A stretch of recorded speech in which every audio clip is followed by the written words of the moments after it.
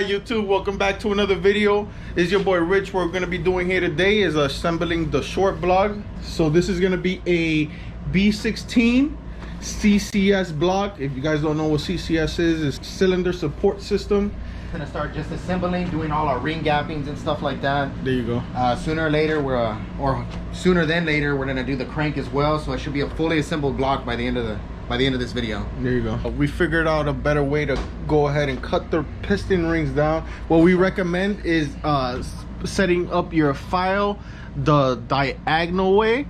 That way you cut in the same thickness throughout the whole piston ring, and you get a nice even cut through it. Because we did it a couple times and we went the long way, and they started forming a V shape, which is not what you want. To figure out which piston ring is the top one and which one is the second piston ring you should install, in our specification sheet it does state that the top ring is going to be a light gray piston ring, which is, according to CP Pistons, is going to be this piston ring right here. As you can see, this is a light gray piston ring. All the other ones are going to be a dark one. This is going to be your secondary piston ring. As you can see, this is made of steel and it has the indentions on the side as well. And then these are going to be your oil piston rings. Yep. So according to the specification sheet as well, how you figure out what gap you should set your piston ring as well, they do give you a little equation to solve, but this is how you solve if you're gonna go ahead and specifically go with the 81.5 millimeter piston and hone. I already went ahead and did the math for you guys, so if you, like I said, this is specifically for 81.5 millimeter bore. Go ahead and take a screenshot of this and it'll save you some time. What I really did like about these pistons is we're only making one cut just to our compression. Oh yeah, ring. I did forget to mention that as well. The other ones are we're only making one cut to these rings, because the other ones are just matching up just perfect and everything is just coming together like butter. This is the only ring that I'm cutting, just my top ring. Yeah, so yeah, just like he said as well, he did say that we're only cutting the top ring. The other ones do state to not file them out, and we did make a measurement and made sure that they were specific to what the manufacturer stated to cut them out to. So we're double checking and cutting once, as you should. All right, so yeah, like we said, we already got all our oil piston ring clearances settled away. Like I said, you could always refer back to the notes that I already set you guys up for. So just go ahead and follow the instructions that your manufacturer specified to it. So you never want to go ahead and get rid of them. So all right, so I guess this is where we're gonna go ahead and wrap up the rest of this video. We're gonna come back and resume to this. So like I said, we got at least the piston rings gapped, and tomorrow we're gonna go ahead and follow it up. So keep to it. Yes sir, we'll see y'all guys later. What's going on, YouTube? Where did I assemble this shit?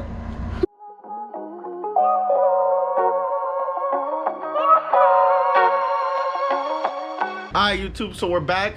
We're gonna go ahead and show you guys how to assemble your connecting rod to your piston, and I'm gonna go ahead and let the homie explain to you how to assemble this. So I'm gonna go ahead and put this C locking ring, this steel ring, for the wrist pins. We're gonna put the head to the connecting rod. You gotta make sure you get all your shit right. I'm putting all my manly signs to the timing belt, and you gotta make sure your indentions you gotta put on your intake side. The deeper sides go on the intake side, and the smaller sides go on your exhaust side. This was actually a bitch right here, to be honest. After you do the first couple of them, you gotta get your own routine down.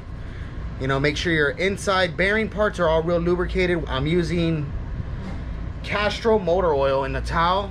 Everybody has their own procedure. People want to use assembly lube. I think it's too thick. I just use oil and just keep wiping it up and cleaning up. It's a little messier, but it'll help.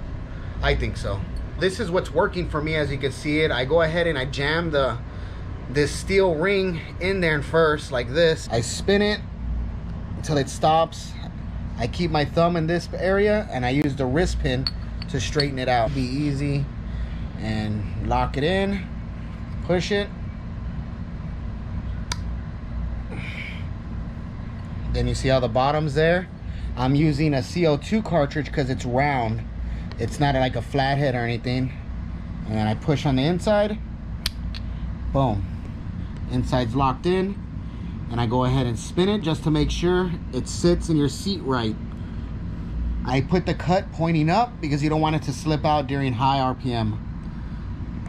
Everybody has their own preference though. You don't have to listen to me. If this is gonna work for you, it's gonna work for you. Make sure you get your angles right.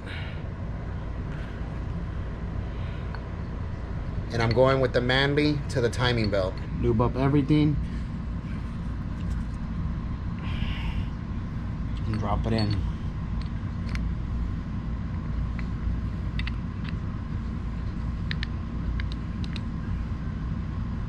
You don't want to force it, let it just fall in by itself. What I'm doing here is I'm using aluminum AC tape. I made it 3 layers thick. What I'm gonna do is put it down here so I can put my flathead screwdriver to it and I'm not gonna nick the piston. Clean work, no scarring, no barbs, no nothing like that. So put your C channel up.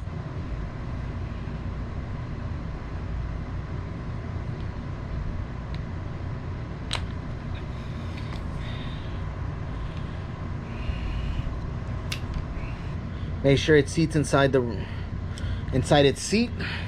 Go ahead and flip it over. Go ahead and spin it. Just rotate it a little bit and we'll be good. So we're back and we're gonna go ahead and show you guys on how to properly clock your piston rings according to the owner's manual. I'll go ahead and let my boy Justin take over because you know he's the man with the plan. So I went ahead and clocked them already, so we didn't catch that on video. But this is your diagram. This is your Honda clocking right here. You might want to take a screenshot of this. I don't know if you're trying to build your own engine, you know. This is a diagram you want to use for your Honda. If you don't have one and you're just clocking your rings by yourself from experience, just never put your cuts on your wrist pins. So yeah, so we're gonna get ready and use our West Coast ring compressor, and you're gonna see how easy they go in. It's pretty fucking awesome. It's gonna be the best 80 bucks you ever spent. You can use engine assembly lube or I use oil. It's just engine preference on who's being your engine builder and what are you doing, stuff like that. So whatever you feel most comfortable with, I feel comfortable with oil. So clean oil, you know. I use the Castrol GTX. So you want to make sure on your cuts on which ones they're going in. And we're gonna go here. You want to check one last time on all your clocking. All right, so it's a little tricky when you're just doing it by yourself and a hand's full of oil. You know, I don't do it too often, so it looks like I'm kind of struggling, because I am. But this is it right here. Put it in. Slowly goes in. It's gonna slowly compress them.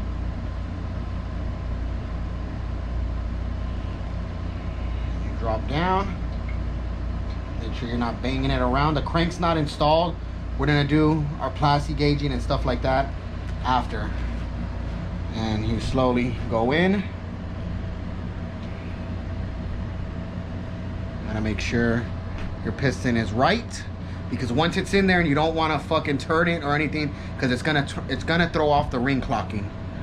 So it's in, it's down, and this is why I prefer these ring compressing tools right here. The other one you have to tighten down, you have to bang it around.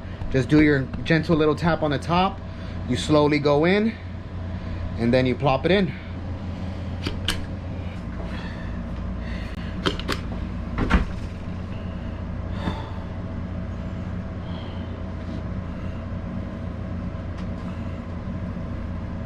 And then you want to check for scarring.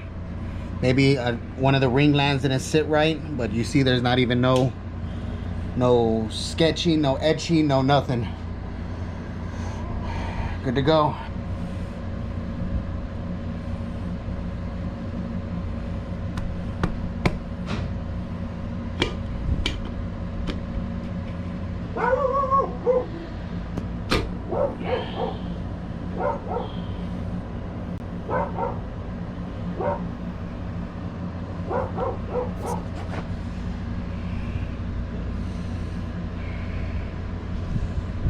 Alright, YouTube.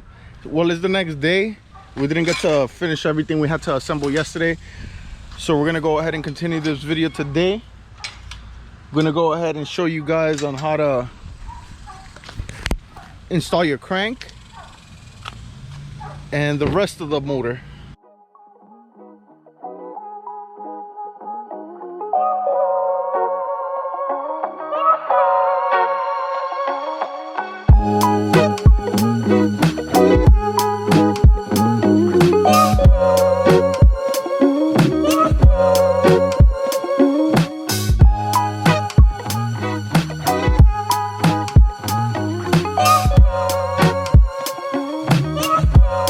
So we're gonna go ahead and show you guys on the proper procedure on figuring out your oil clearances between your journal bearings and your rod bearings. So Honda recommends for the oil clearances to be between 0.009 and 0.017. So anything in between there should be just fine. We're gonna go ahead and just use 0.0015 as a reference for us. Like I said, anything else in between that should work just as fine. So we got our plastic gauge here. We're gonna be using the green strip accordingly, and we already have everything cut out here. So this is our plastic gauge here. Like I said, we're gonna go ahead and torque it down, and what we're looking for is anywhere between 0.009 and 0.0017, and our reference is 0.0015. All right, cool. We're gonna go ahead and do the first one and see what we end up as far as our oil clearances. All right, guys, so we went ahead and we torqued down our first rod bearing, and we torqued it down to spec, and this is our results here. Like I said, we were trying to stay within that 0.0015, and we are exactly at, we're there. We're there. So we're just gonna go ahead and do the rest of them and just make sure everything else is properly cleared, and then we'll touch base with you guys again. Whether you have oversized bearings or not, you're gonna stick with the 0.15 oil clearance with the plastic gauge. So we're showing you, I guess what other videos don't. Other videos just show you, they just put it down and they check it. They don't tell you the clearance that you're supposed to have. Most Hondas are like 0.15s. I guess that's just their spec. All right, YouTube, so we're all done doing the oil clearances on our rod caps. We're gonna go ahead and follow the same procedure on our main bearings. And like we said earlier, we did torque them down to 23 foot-pounds of torque. That's what the manufacturer recommended, so that's what we're gonna go ahead and go by.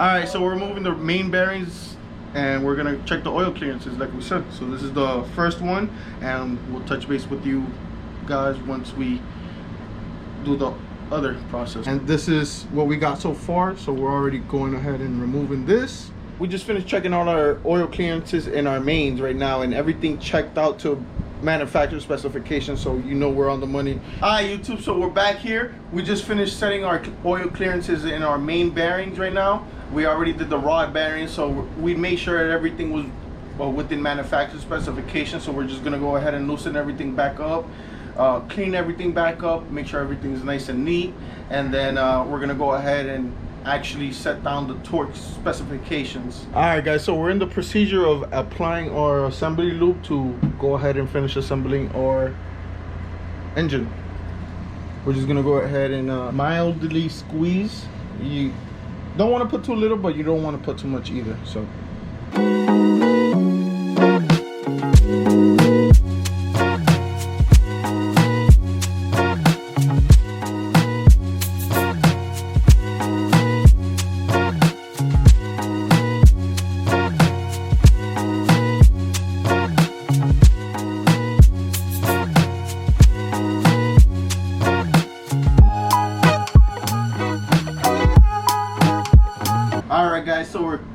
catching up with you guys. This is our final torque. We already got all our assembly loop in our rods and mains, so almost there. We're almost there.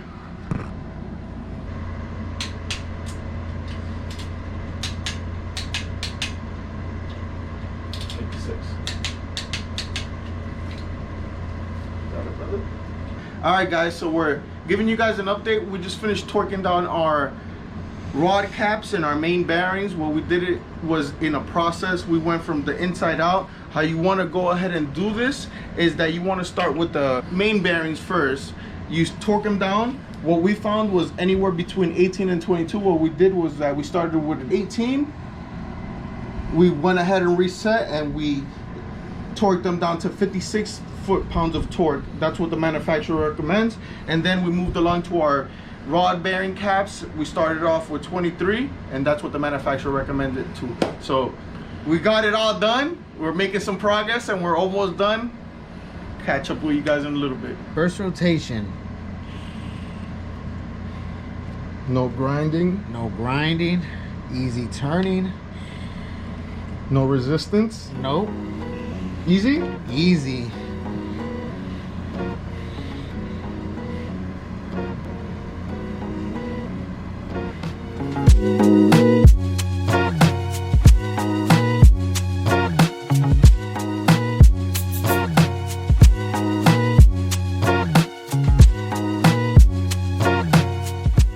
Alright guys, so we went ahead and we finished checking our oil clearances. We went ahead and torqued everything down to manufacturer specifications. This is gonna be the end of the video. Don't forget to like, comment, and subscribe. If we left any information that you may be curious about if you're doing it yourself, please let us know down in the comment. We'll be more than happy to reply to you. Just to give you guys a little sneak peek of what we're looking at for the next video. Just a quick glance. All right, see you guys on the next one.